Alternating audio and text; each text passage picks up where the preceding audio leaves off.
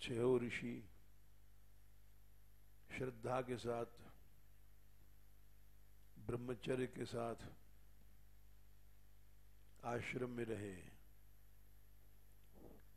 1 वर्ष तक उन्होंने सेवा किया, समिधा यज्ञ की लाते थे। 1 वर्ष बाद उन्होंने उनसे कहा, अब तुम आओ और तुम्हारे क्या प्रश्न हैं। तो उन्होंने 6 प्रश्न किए। 6 ऋषि थे। सबने ये प्रश्न किया पहला कि प्रजापति माने यहां भगवान। प्रजापति शब्द का हमने कल भी बताया था। भगवान ने भी गीता में प्रजापति शब्द का प्रयोग किया है ईश्वर के लिए। और वो यहीं का शब्द है। सा गीता सारे वेदों का, उपनिषदों का निचोड़ है। 3 अध्याय में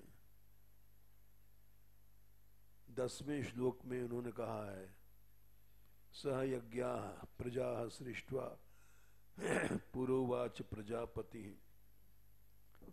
अनेन प्रसविष्यध्वम् एष वो स्त्विष्ट कान्धुक्। भगवान ने प्रजाओं की रचना करके कहा, तुम लोग केवल पेट भरने में मत लग जाना, भोगों में ही मत लग जाना। तुम्हारा जन्म हुआ है यज्ञ करने के लिए। सह यज्ञाः पहले यज्ञ बनाए, उसके बाद प्रजा माने सब संसार। इससे पता पड़ता है कि यज्ञ ही मनुष्य जन्म का एकमात्र लक्ष्य है। यही तन कर फल विषय न भाई, स्वर्गौ स्वल्प अंत दुखदाई, भगवान राम ने भी कहा है। तो इससे बहुत से लोग समझते हैं कि लौकिक कामों में हानि होगी। इससे लौकिक कामों में भी सफलता मिलती है। योग क्षेम धर्म अर्थ काम मोक्ष, अर्थ पैसा कमाना, कामनाओं को भोगना, इसमें भी सहायता मिलती है। भगवान ने कहा, अनेन प्रसविष्यध्वम् एष वो स्त्विष्ट कामधुक्। 3/10। भजन करने से, अध्यात्म मार्ग पर चलने से कामधुक् सभी कामनाएं आराम से पूरी होती हैं। गोस्वामी तुलसीदास ने भी लिखा है, सुमिरत सुलभ सुखद सब काहू, लोक लाभ परलोक निवाहू। लौकिक भी सब कामनाएं पूरी होती, निर्वाह हो जाता है। लोक लाभ होता है। ईश्वर स्मरण छोड़ने से हानि होती है। इसलिए एष वो स्त्विष्ट कामधुक्, संसारी सभी कामनाएं पूरी होंगी तुम्हारी। देवान भावतानेन ते देवा भावयन्तु वह। तुम जब करोगे तो देवता लोग स्वयं तुम्हारा सम्मान करेंगे, तुम उनका करोगे वे तुम्हारा करेंगे। परस्परम भावयन्तः श्रेयः परम अवाप्स्यथ। इष्टान भोगान ही वो देवा दास्यंत यज्ञ भावित है, यज्ञ करने वाले को सभी भोग देवता स्वयं देते हैं।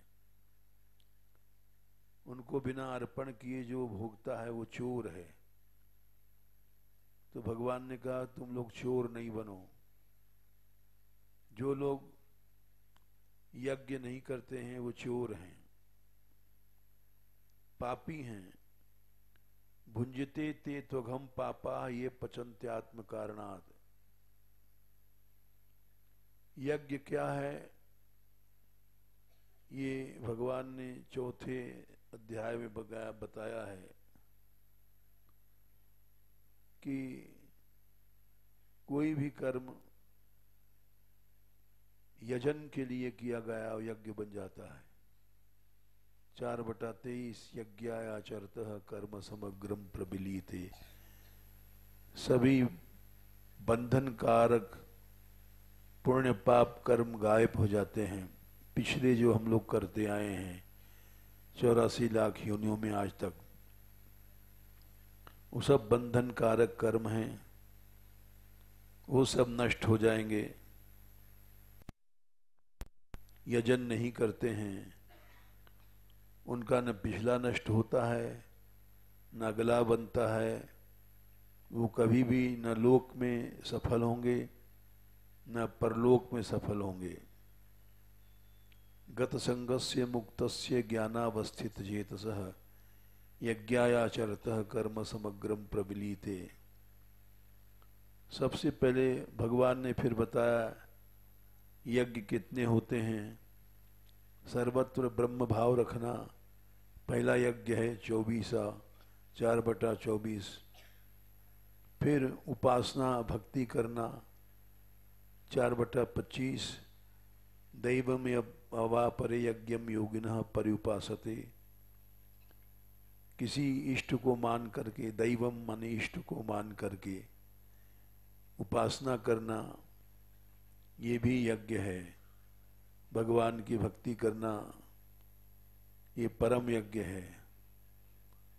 उसके बाद ब्रह्म में लीन हो जाना भी यज्ञ है। उसके बाद ये तो सिद्ध पुरुषों के यज्ञ हैं। जो साधक लोग संयम करते हैं, अपने इंद्रियों को संयम करके पवित्र बना करके उपासना करते हैं, वो संयम यज्ञ है। श्रुत्रादीन इंद्रियाण्यन्ये संयमाग्निषु जुह्वति। उसके बाद अनासक्त भोग, आसक्ति न रख करके और जो कुछ मिला भगवान को अर्पण किया, उसके बाद जो भोग भोगते हैं वो भी यज्ञ है। शब्दादीन विषयान अन्य इंद्रियाग्निषु जुह्वति। क्योंकि इनकी इंद्रियां भी अग्नि बन जाती हैं। और युक्त ग्रहण करना, युक्ताहार विहारस्य युक्त चेष्टस्य कर्मसु युक्त स्वप्नावबोधस्य योगो भवति दुःखा। इस तरह से युक्त शरीर निर्वाह के लिए भोग का ग्रहण करना भी यज्ञ है। खाना पीना भी यज्ञ है। अपरे नीताहारा आगे बताएंगे भगवान। सभी इंद्रियों को, प्राणों कर्मों को रोकना, समाधि भी लगाना यज्ञ है। और उसमें पूर्ण संयम हो जाता है। इंद्रियां भी रुक जाती हैं, प्राण का भी काम रुक जाता है। फिर जो लोग ये सब नहीं कर सकते हैं, समाधि इत्यादि उपासना आदि, तो उनको भी रास्ता बताया भगवान ने। तुम अपने पैसे को सत्कार्य में लगाओ, द्रव्य यज्ञ बन गया।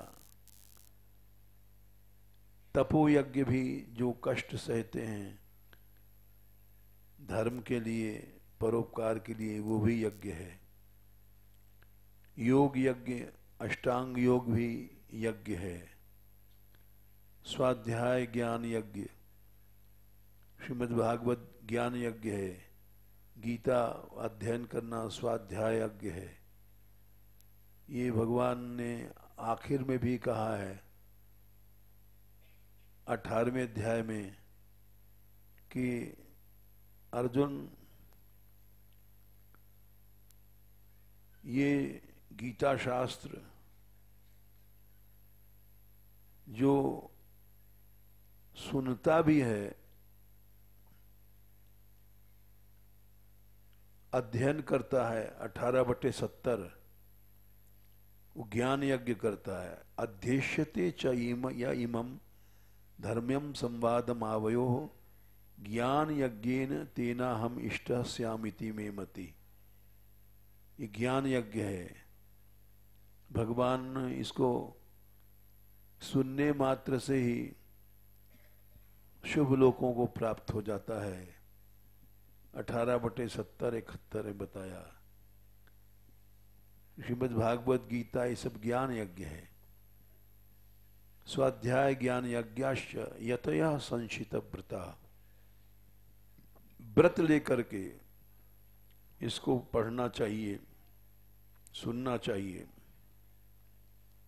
उसके बाद जो प्राणायाम करते हैं, कुंभक रेचक, रेचक कुंभक, 4/29 में, वो भी यज्ञ है।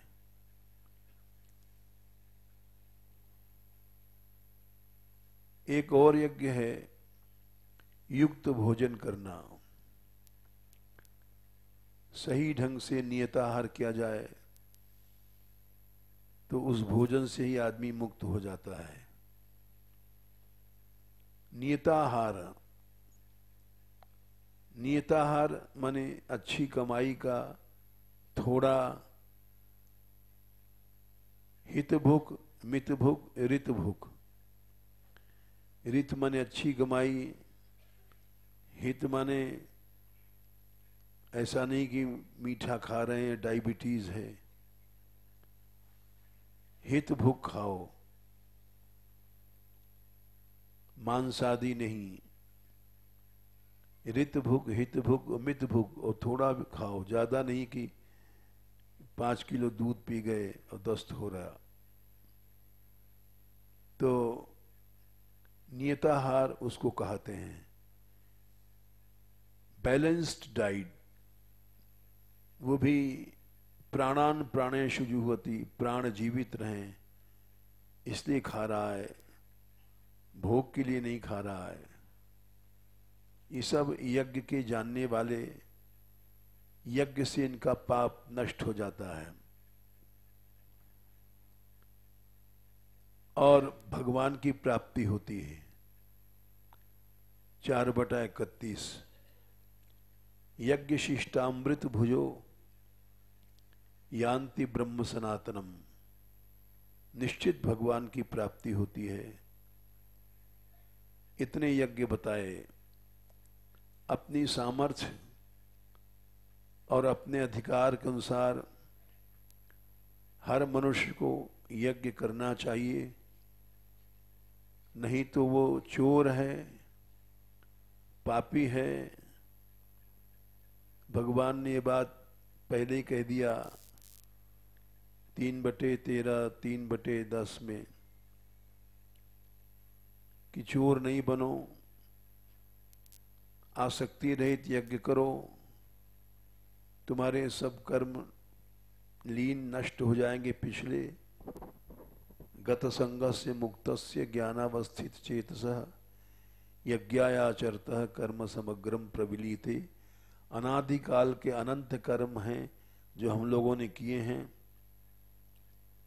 याद नहीं है माया के कारण से, लेकिन अनंत कर्म हैं जिनको गिना नहीं जा सकता। समग्रम मने वो अनंत कर्म नष्ट हो जाएंगे यज्ञ करने से, और नहीं तो फिर कभी भी मुक्त नहीं होगे, बंधन में पड़े रहोगे। यज्ञाचरतः कर्म समग्रम प्रबलीते, अनंत कर्म तुम्हारे नष्ट हो जाएंगे। क्योंकि थोड़ा सा भी कर्मयोग या ज्ञान योग या भक्ति योग से नेहा विक्रम नाशोस्ति प्रत्यवायो न विद्यते स्वल्पम अप्यस्य धर्मस्य त्रायतो महतो भयात्। 2/40 में भगवान ने कहा है, थोड़ा सा भी स्वल्प भक्ति कर लो, थोड़ा सा भी ज्ञान कर लो, तो महान भय से मृत्यु तक से तुम्हारी रक्षा करेगा। मृत्यु के बाद, मरने के बाद भी जो अनंत दुर्गति होने वाली है, उससे हम सब लोग बच जाएंगे। इसलिए हर मनुष्य को यज्ञ करना चाहिए। ये भगवान ने उसको कहा। तो यही यहाँ उपनिषदों में बताया गया। पहला प्रश्न था, प्रजापति किसने इस संसार बनाया? तो तस्मै स होवाच प्रजा कामो वही प्रजापति स तपो अतप्यत। प्रजा काम, भगवान को सृष्टि करने की इच्छा भई, इसलिए प्रजा काम हुआ। सो अकाम्यत, उसने इच्छा किया। एको हम बहुत श्याम, अनंत रूप भगवान ने धारण किया या उनकी शक्तियों ने धारण किया। तो सत्तो अप तपो अतप्यत, उन्होंने तपस्या किया। संसार तपस्या से बना है। यस्य ज्ञानमयम तपः, ज्ञानमय तप वो उन्होंने किया। और एक जोड़ा पैदा किया सबसे पहले, रई और प्राण। रई क्या है? भूत समुदाय, जितने प्राणी हैं, चर अचर, ये सब रई हैं। और उसमें प्राण माने शक्ति, चेतना, ये सब भगवान ने डाला। ये प्राण है। प्राण और रई के संयोग से ही सारी सृष्टि चल रही है। फिर आगे इसको बढ़ाते हैं कि प्राण क्या है? सूर्य प्राण है, चंद्रमा रई है। यानी भूत समुदाय को चंद्रमा पुष्ट करता है। सोमो भूत्वा रसात्मकः, भगवान ने भी कहा पुष्णामि चौषधि सर्वाः, 10/11 या 11 के आसपास। पुष्णामि चौषधि सोमो भूत्वा रसात्मकः, मैं ही चंद्रमा बन करके सबको पोषण करता हूं। समस्त औषधियों को, अन्नों को 10वें अध्याय में। और फिर भगवान ने कहा सूर्य भी मैं ही हूं। हैं?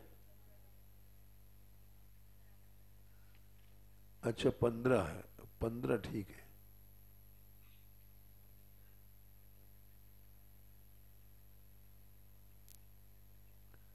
हाँ ठीक है, 15 है। 15 का 13 और 15 के 12 में बताया कि मैं ही सूर्य हूं, मैं ही चंद्रमा हूं, मैं ही वैश्वानर हूं। 15/14 में उन्होंने बताया। ये उत्तरायण दक्षिणायन, ये दोनों प्राण और रई हैं। काल का भी भाग भी चलता है इन्हीं के जोड़े से। उत्तरायण प्राण है, दक्षिणायन रई है। उसी तरह से महीने में शुक्ल पक्ष प्राण, कृष्ण पक्ष रई, दिन में दिन प्राण, रात रई, ये जोड़ा बराबर चलता है और इसी से सृष्टि चलती है। संवत्सर, महीना, दिन ये सब चलते हैं और उत्तरायण से फिर वो ब्रह्मलोक जाता है, भगवत धामों को। इसके बाद उन्होंने प्रश्न किया, संसार तो चल रहा है, समझ गए हम, रहिए प्राण के जोड़े से। ये शरीर जो चल रहा है ये भी रही प्राण के जोड़े से। प्राण शक्ति, चेतना और रई क्या है? पंचभूत का शरीर।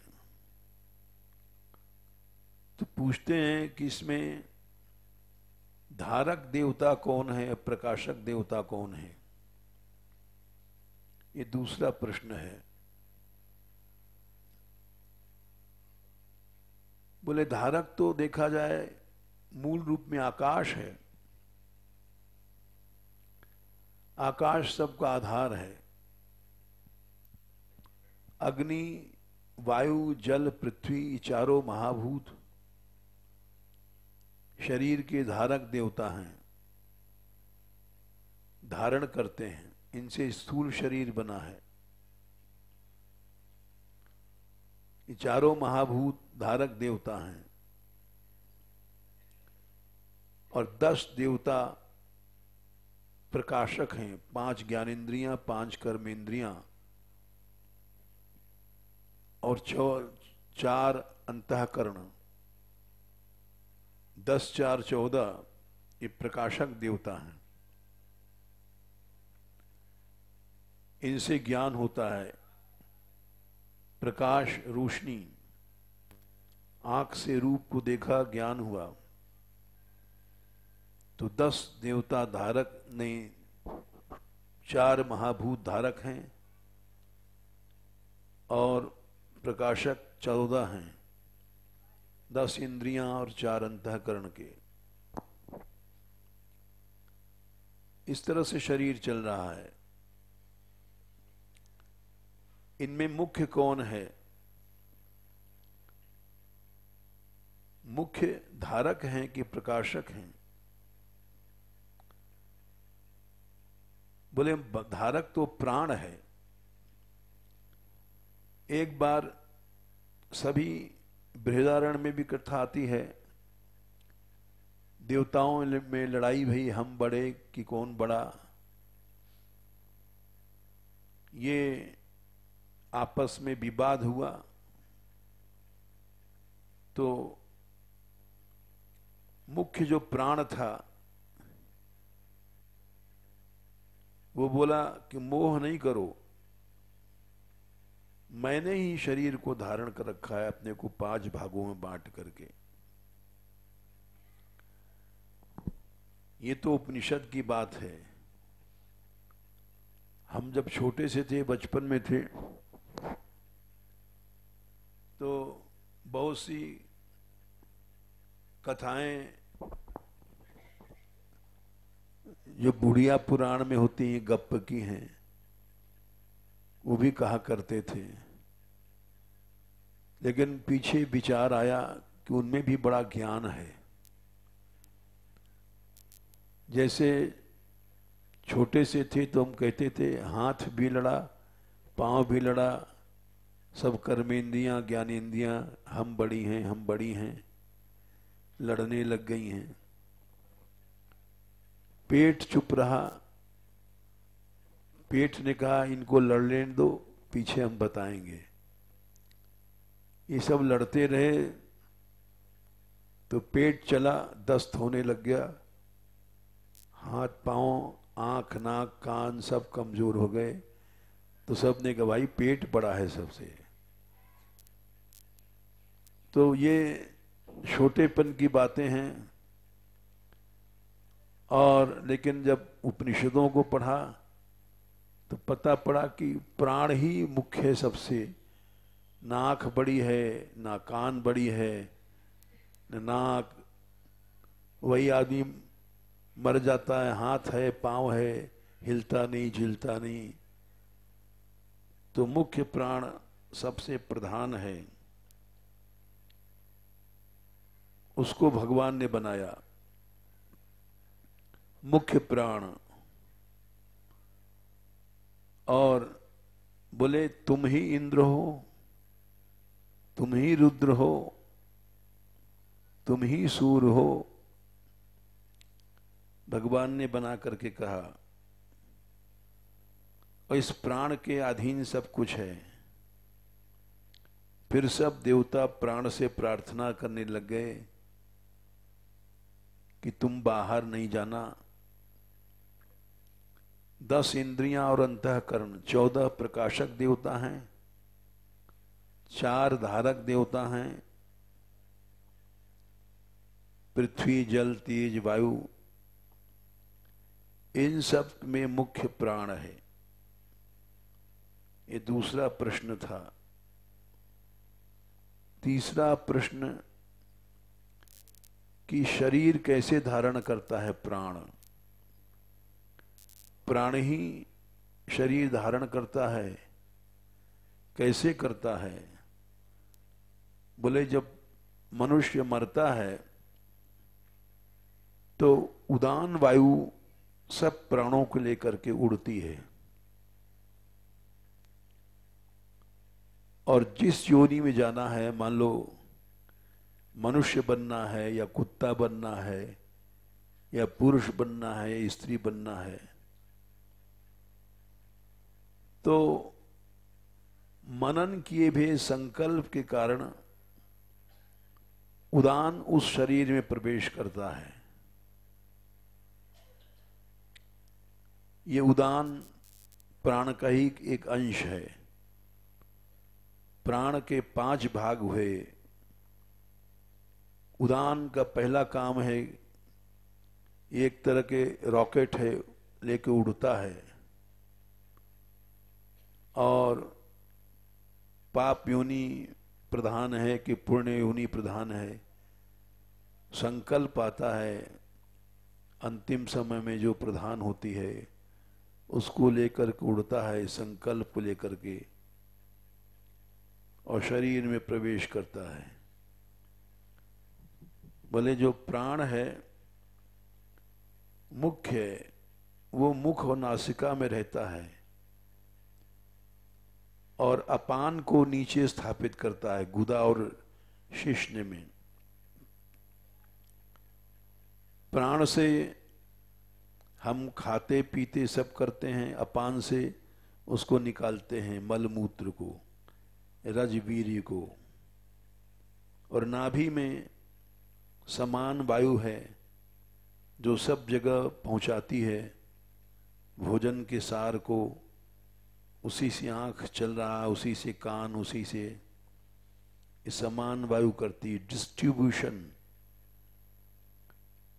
फिर समान वायु के बाद उदान वायु बताया हमने, जो लेके उड़ती है सबको साथ, एक तरह के रॉकेट है। और व्यान वायु क्या है? व्यान वायु 72 करोड़ नाड़ियां हैं, उनमें सब में बराबर घूमती रहती है। 72 करोड़ नाड़ियां यूं हैं, 100 मूलभूत नाड़ियां हैं, 100 की एक 100 नाड़ियां शाखाएं हैं। 100 में 100 को गुणा करो 10,000, और एक एक नाड़ी में 72,000 प्रति नाड़ी हैं। 10,000 को 72,000 से गुणा किया, 72 करोड़ नाड़ियां हैं। शरीर में कोई जान भी नहीं सकता, इतनी सूक्ष्म हैं। इसको केवल प्रजापति भगवान जानते हैं। उदान वायु एक तरह के हमने बताया रॉकेट है जो पुण्य करने वालों को ऊपर ले जाती है,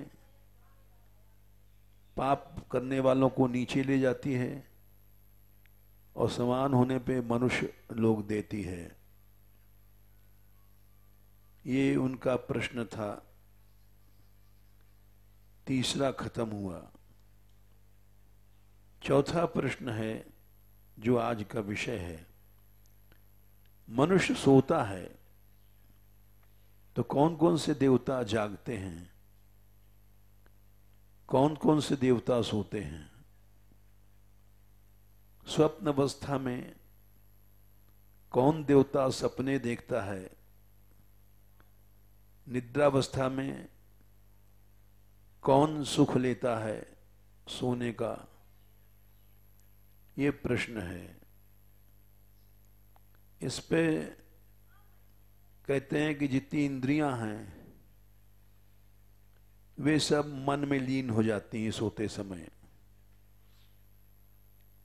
मन जागता रहता है। दो मत है इसमें। एक तो ये मत है कि मन भी लीन हो जाता है,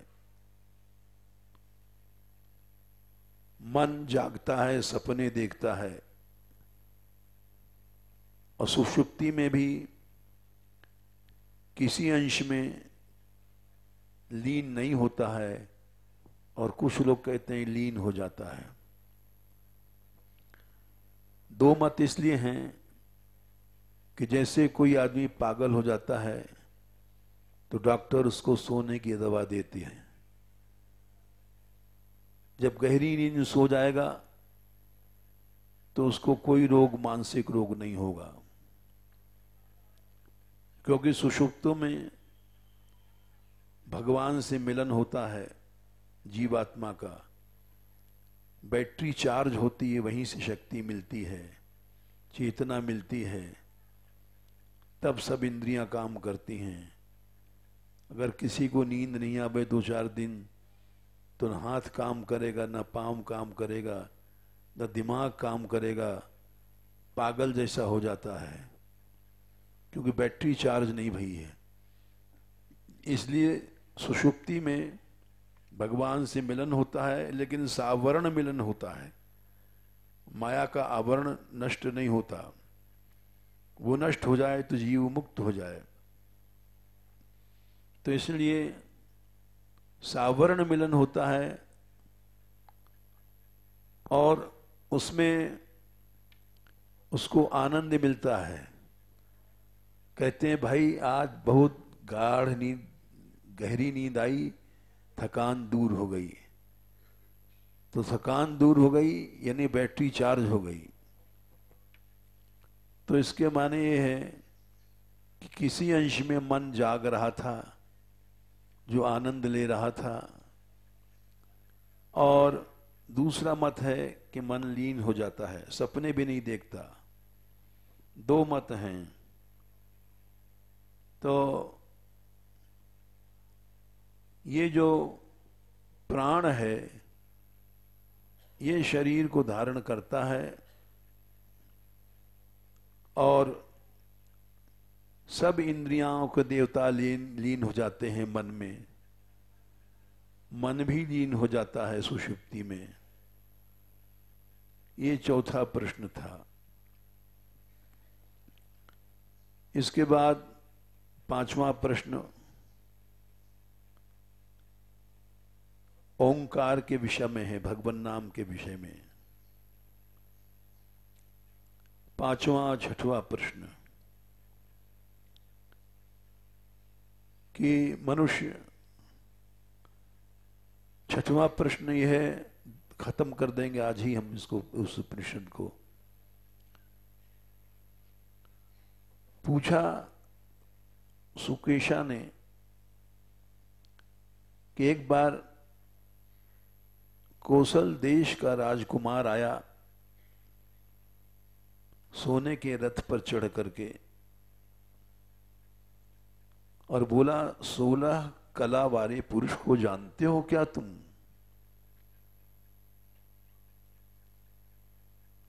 ये बोले मैं नहीं जानता हूं, मैंने मना कर दिया। 16 कला वाला पुरुष कौन है जो इस शरीर में है और उसी की प्रधानता है। उसने विचार किया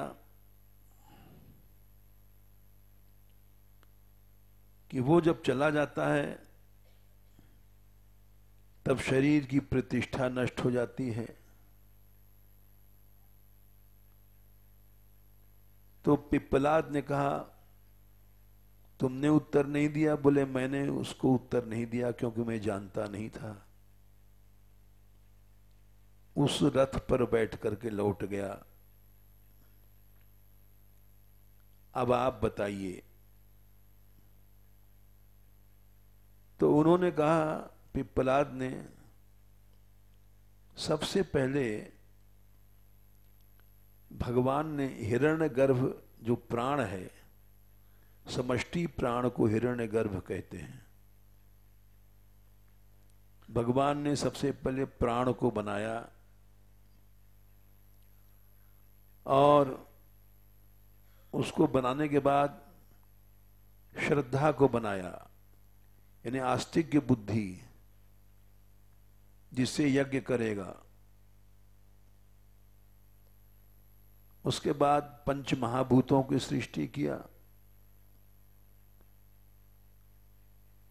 और 16 कला वेदांत में हमने पढ़ा था। इस पर अनेक मत हैं।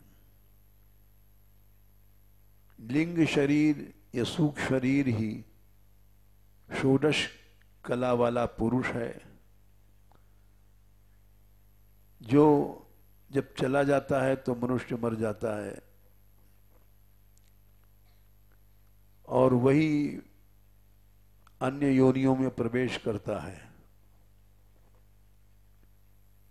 16 कलाएं सबके भीतर हैं, उसी को लिंग शरीर कहते हैं। वो कारण शरीर भी उसी के भीतर होता है। स्थूल 3 शरीर हैं, स्थूल शरीर, सूक्ष्म शरीर, कारण शरीर। स्थूल शरीर तो ये दिखाई पड़ रहा है हमको तुमको, मोटा छोटा, गोरा काला, नाटा ठिगना, लंबा चौड़ा, ये सब स्थूल शरीर है। सूक्ष्म शरीर इसके भीतर है जो दिखाई नहीं पड़ सकता कभी भी, और वो जब तक है हम मुक्त नहीं हो सकते। वो बहुत सूक्ष्म है, उसको डॉक्टर कोई नहीं पकड़ सकता। योगी लोग पकड़ सकते हैं, चाहे वो भक्ति योगी हैं, ज्ञान योगी हैं। सूक्ष्म शरीर के लिए अध्यात्म योग बनाया गया है। सूक्ष्म शरीर के भीतर कारण शरीर है जो अनेक योनियों में घूमने का कारण है। ज्ञान, वैराग्य, ऐश्वर्य, 4 तो मुक्ति का दारक हैं और 4 बंधन का। ज्ञान, वैराग्य, ऐश्वर्य, धर्म, ये 4 कारण तो मुक्ति के हैं। अज्ञान, राग, अनैश्वर्य, अधर्म, 4 अशुभ हैं। 4 4 8 कारण हैं। ये भीतर मन में रहते हैं, इन्हीं का फल हम लोग भोगते हैं। तो इनको कारण शरीर भी कहा गया है। कारण शरीर क्या है ये हम लोग समझ नहीं पाते हैं। सूक्ष्म शरीर के भीतर कारण शरीर संकल्प रूप है। उस संकल्प को लेकर के उदान वायु जाती है। जब शरीर मिलता है, बदलता है, तो पहले तो प्रजापति भगवान ने प्राण की रचना किया। समष्टि प्राण हिरण्यगर्भ। उसके बाद श्रद्धा, जिससे वो पुण्य करेगा। उसके बाद पंच महाभूत, सूक्ष्म तन्मात्राएं और स्थूल महाभूत, ये सब बने। लेकिन सूक्ष्म शरीर में स्थूल महाभूत नहीं है, केवल इंद्रियां हैं 10 और मन, बुद्धि, चित्त, अहंकार 10 4 14 और एक प्राण, एक श्रद्धा यानी यज्ञ। 16 चीजें षोडश कल कहते हैं। इसमें अनेक मत हैं। 16 की गिनती में कुछ लोग तो अलग अलग दर्शन शास्त्र है, पंच प्राणों को भी लेते हैं, तो वो लोग 16 5 21 मान लेते हैं। कुछ लोग 28 29 ऐसी संख्या बढ़ाते बढ़ाते सूक्ष्म शरीर की विवेचना में अलग अलग मत हैं। लेकिन मूल जो है 16 चीजें, वो तो सभी मानते हैं। 10 इंद्रियां हैं, 4 अंतःकरण समझ लो, और एक यज्ञ रूप और प्राण रूप, षोडश कल पुरुष। इसके ज्ञान से भगवान ने भी कहा कि देखो, बहुत से लोग इसको फालतू समझते हैं, कहना सुनना, लेकिन भगवान ने कहा कि नहीं, इसके ज्ञान से मनुष्य मुक्त हो जाता है। और इति क्षेत्रम तथा ज्ञानम 13/18 ज्ञेयम चोक्तम समासतः मद भक्त एतद विज्ञाय मद भावाय उपपद्यते। इसके ज्ञान के बाद ही हमारा भक्त बनता है। क्योंकि जो कुछ हम करेंगे सूक्ष्म शरीर के लिए करेंगे, भक्ति करेंगे, नहीं तो भजन करने की क्या आवश्यकता है। क्षेत्रज्ञ, इनको अलग अलग समझना। ये शरीर तो क्षेत्र है, खेत है, जिसमें जैसा तुम अन्न बोओगे, जैसा बीज डालोगे, वैसा ही फल पाओगे। इदम शरीरम कौन्तेय क्षेत्रम इत्यभिधीयते एतद यो वेत्ति तम प्राहु क्षेत्रज्ञ तद्विदेह। शरीर खेत है, इसमें हम जैसा खेती करते हैं, कर्म प्रधान विश्व करी राखा, जो जस करई सो तत्फल चाखा। ये शरीर क्षेत्र है और इसको जानने वाला क्षेत्रज्ञ जीव। तो क्षेत्रज्ञ के ज्ञान से ही भक्ति आती है। हम ऐसा कर्म न करें कि हमको आगे योनियां उदान वायु पाप योनि में ले जाए। हम ऐसा कर्म करें कि उत्तम लोगों को भगवान की प्राप्ति करें। इति क्षेत्रम तथा ज्ञानम ज्ञेयम चोक्तम प्रसमासतः मद भक्त एतद विज्ञाय मद भावाय उपपद्यते। इसके जानने से ही हमारा भाव उसमें पैदा होगा। तो इस तरह से प्रश्नोपनिषद समाप्त हुआ। जय श्री राधे।